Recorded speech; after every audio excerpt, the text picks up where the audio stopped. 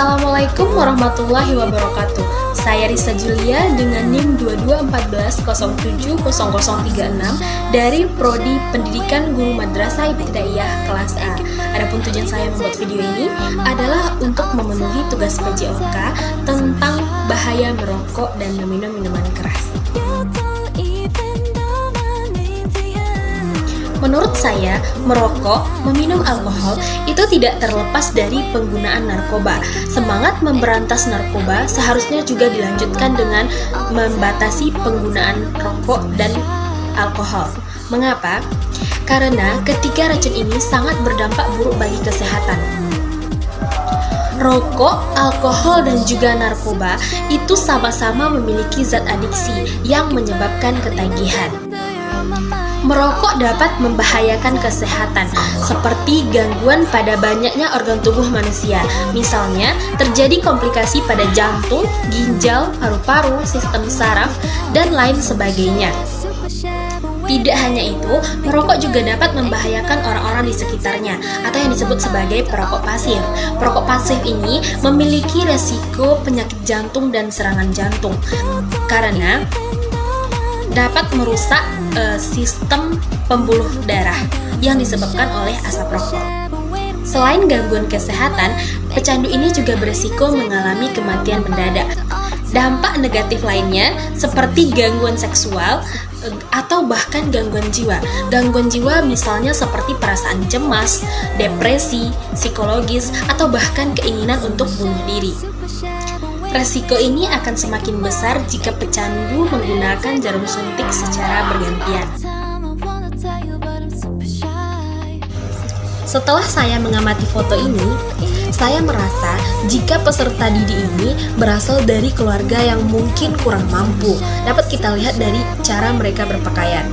Mereka mengenakan pakaian yang sudah sangat kotor atau bahkan bisa dibilang sudah tidak layak pakai. Mereka juga tidak menggunakan atribut sekolah seperti dasi, topi, sepatu, atau bahkan tas sekolah yang hanya menggunakan kantong kresek saja.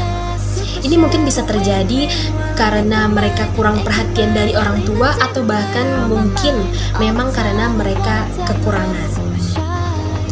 Saya berharap pihak sekolah dapat menindaklanjuti atau lebih memperhatikan peserta didiknya yang seperti ini, karena saya yakin tidak semua peserta didik yang tidak mampu seperti mereka. Jadi alangkah lebih baiknya pihak sekolah dapat memberikan bantuan berupa seragam sekolah, sepatu, atau bahkan tas untuk mereka ini, agar mereka juga bisa memakai pakaian yang layak pakai dan mengikuti proses belajar mengajar secara aman dan nyaman.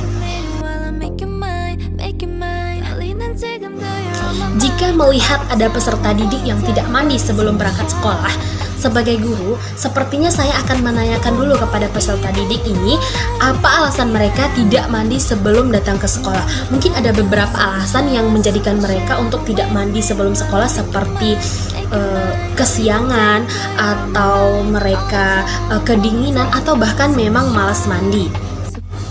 Setelah menanyakan alasan tersebut, sebagai guru, tentunya saya harus memberikan edukasi manfaat dari mandi pagi terhadap peserta didik ini.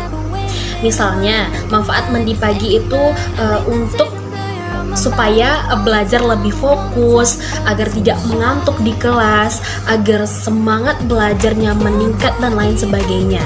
Namun, jika masih ada lagi peserta didik yang tidak mau mandi pagi sebelum berangkat sekolah, sepertinya saya akan memberikan hukuman kepada peserta didik. Tentunya hukumannya tidak memberatkan peserta didik, namun hukuman yang sangat bermanfaat bagi peserta didik. Misalnya seperti memberikan soal yang dijawab di papan tulis.